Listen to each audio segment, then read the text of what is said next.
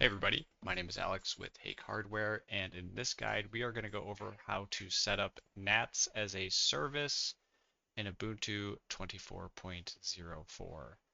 So there are other ways to get NATS running. You can run it in Docker, which is what I typically do, but for those that don't have Docker already running, it's just more convenient to run it as a service instead of installing Docker and getting the container set up just to run a single container.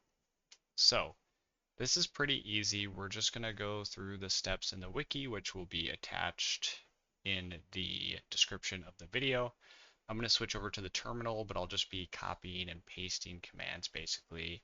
But one thing we'll jump into actually before we do that is just I want to show you where to find like the latest version, because when I made this video, it's 2.10.22.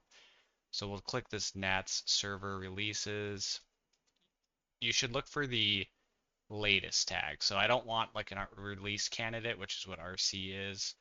What we're going to do is scroll down and find the latest. And we can see it's 2.10.22.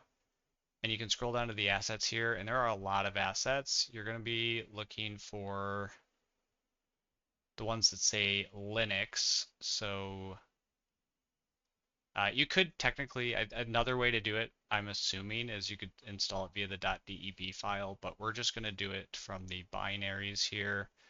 So we're going to come all the way down. Linux, I probably missed it already.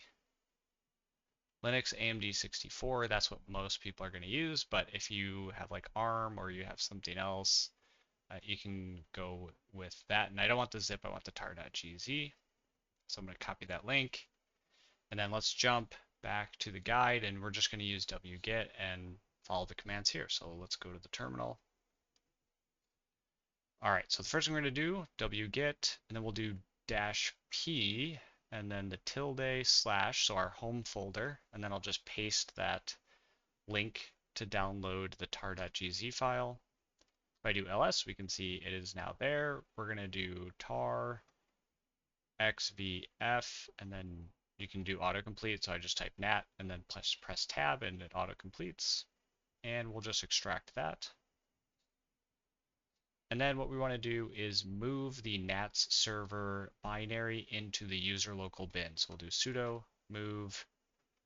We can do that autocomplete again, slash, and then autocomplete again for NATS server. And we're going to move that into the user local bin. Perfect. And let's just clean up a little bit here. We don't need that zip file or the tar file, and we don't need the folder. So we can do rm-rf and let that autocomplete, and then you'll put an asterisk because we have a folder and we have the zip file. So we want to get both of those gone. ls, we can see there's nothing left here. And now we can continue on. So we're going to need a config for NATS for Autonomys, and we'll put that in the etc nats folder. So we'll do sudo make-dir -p etc. Actually, we don't need to do -p. etc definitely exists. And then sudo nano etc nats config.conf.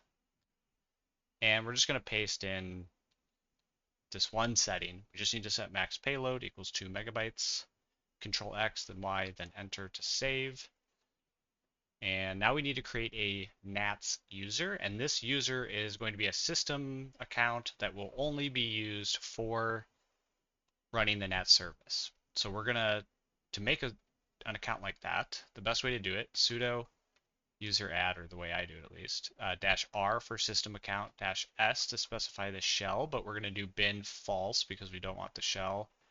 We're going to make a comment here, so nats service account, and then -d for the directory. It's going to be non-existent, and that's just basically to be very explicit that this user shouldn't have a home directory, shouldn't have the bin enabled, and is a system account. And then we'll just name it nats. And now we want to change the ownership of that nats server binary that we moved earlier, this one right here. We want to change the ownership to the NATS user. So sudo change ownership, dash capital R, NATS, and then user local bin NAT server.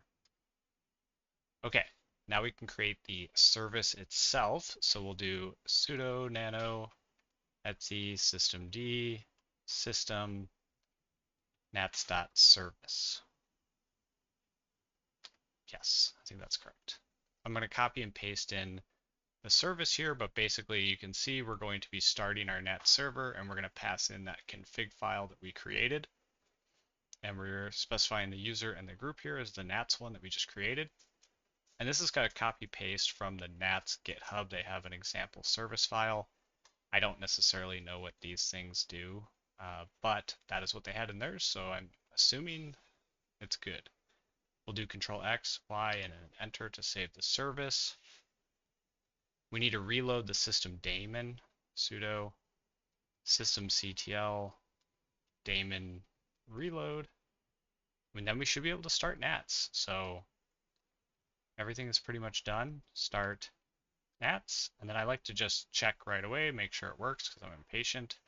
We can do status NATS, and we can see it is running. It's listening for clients on any IP port 4222, and it's disabled right now. So I prefer to enable my services or certain services so that they start automatically on boot. To do that, just like it sounds, we'll do sudo systemctl enable NATS. And now if we do up twice back to the status command, we can see it is enabled, and if I were to reboot this computer, this service would automatically start. So that's it. We now have NATS running, and we can set up our cluster, our autonomous cluster, to connect to NATS, and everything will work as it should. So hopefully that was easy and helpful. If so, please feel free to leave a like, and I'll see you in the next one.